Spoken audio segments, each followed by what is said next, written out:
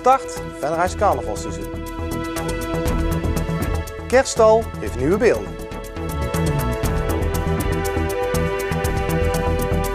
Het is vandaag 12 november. Dit is het Pelemaasjournaal. De uitreiking van de titel Limburgs Renner van het jaar 2012 vindt dit jaar plaats in Venray. Café Hulsman is op maandag 3 december het middelpunt van dit sportief gebeuren. IJsselsteiner Mike Teunissen is een van de 4 renners die genomineerd is voor de titel Limburgs Renner van het jaar. De andere kanshebbers zijn Roy Curvers, Bob Schoonbrood en Tom Dumoulin. Het is voor het eerst in het 28-jarig bestaan van deze uitreiking dat dit in Noord-Limburg gaat gebeuren. Dat is te danken aan een samenwerking tussen de fanclub van Wout Poels en de gemeente Venray. Vorig jaar werd Wout Poels tot renner van het jaar 2011 uitgeroepen en waren het bestuur van de fanclub, burgemeester Hans Schielissen en wethouder Lucien Peters bij de prijsuitreiking van de partij. Ter plekke stelde het bestuur van de Wout Poels fanclub voor aan de delegatie van het gemeentebestuur om de uitreiking van deze prestigieuze prijzen naar Venray te halen. In samenwerking met het bestuur van de Club van 24 zijn de uiteindelijke afspraken gemaakt. In Venray begint het carnavalseizoen altijd op de 11e van de 11e. Traditiegetrouw wordt dan behalve het uitreiken van de wakkere pielhaas ook het nieuwe boerenbruispaar bekendgemaakt. Dit jaar stond er nog iets extra's op de planning. Het uitkomen van de opvolger van Vos Milton. Milton Kavis was tot zondagmorgen vorst bij Varslavensvereniging De Pielhaas. Maar nu op zondagmiddag kwam dan toch de tijd om het stokje door te geven. Voordat zijn opvolger bekendgemaakt werd, mocht hij echter als eerste de nieuwe Pielhaas-cd in ontvangst nemen. Daarna werd er weer een hele act opgevoerd en kwam uit het APK-gezelschap de nieuwe vorst naar voren.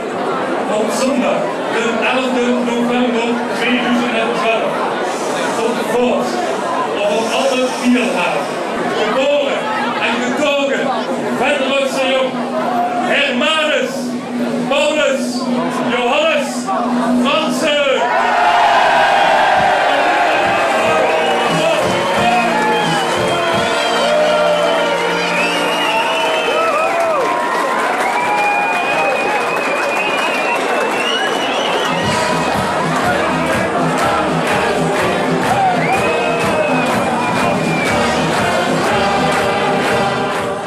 In een bomvolle, uitpuilende foyer wordt Paul even later onder toeziend oog van familie voorzien van alle versierselen die bij zijn nieuwe ambt horen.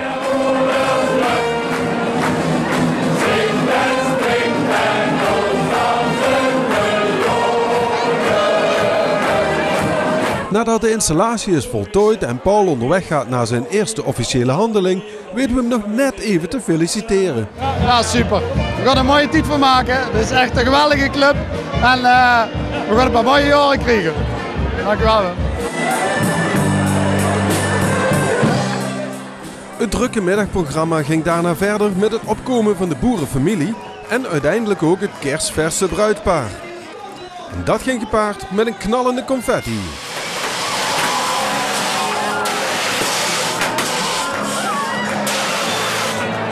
Die confetti had alles te maken met bruid Hanneke, die voorzitter is van zanggroep Confetti. En dat heren verkleed als vroegere brandweerlieden daarvoor zorgden, verwees naar het feit dat de bruidegom Roel bij de Venrayse brandweer zit. Daarna werd er nog flink gefeest. Ja, kei mooi feest en we gaan het zeker groots maken. Echt. De bruidegom is blij dat alle voorbereidingen nu eindelijk achter de rug zijn. Oh, vanaf augustus zijn we al bezig. Ja, kei mooi. En ook het bruidje hoeft niet meer bang te zijn haar mond voorbij te praten. Heb je het lang geheim moeten houden? Ja, al vanaf augustus. En dat ging goed? Ja, dat ging tot op de laatste weken best wel goed. Heb je nergens versproken? Vast wel. Wat vindt de familie ervan? Een beetje wennen, maar dat komt helemaal goed. Ja. Dankjewel.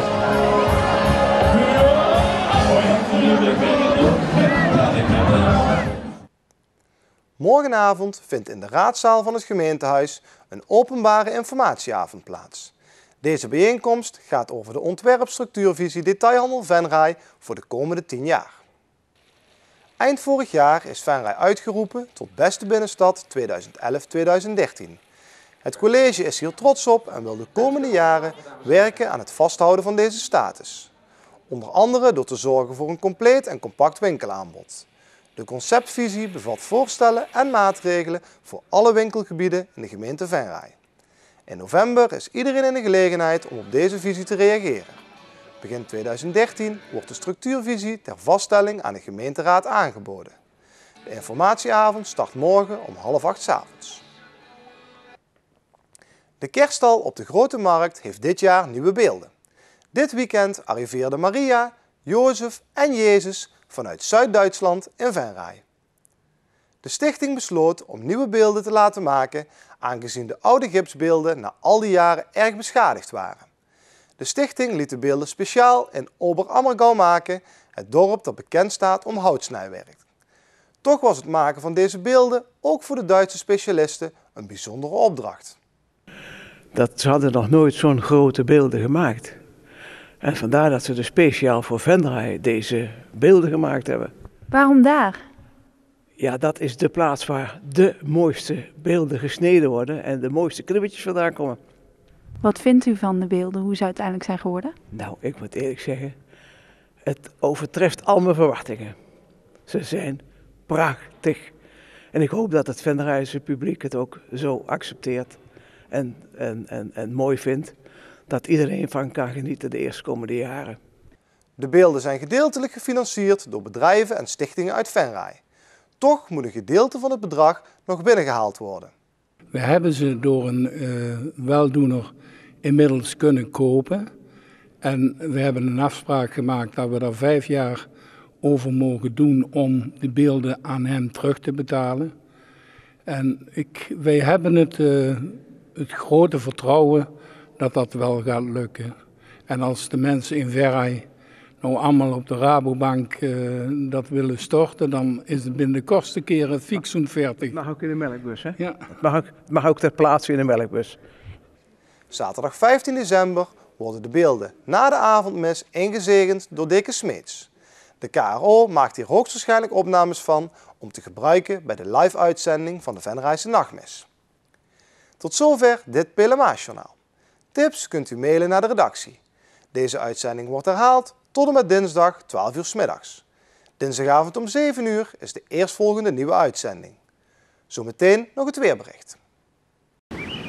Weer of geen weer, bij ons is het altijd vakantieweer. De komende nacht koelt het af naar 2 graden met een beetje vorst aan de grond. Morgen is het vrij zonnig. Er is hooguit wat sluierbewolking te zien. De middagtemperatuur komt uit op ongeveer 10 graden. De wind is zwak tot matig. Woensdag blijft het ook droog met zonnige perioden. Ik wens u nog een hele fijne avond.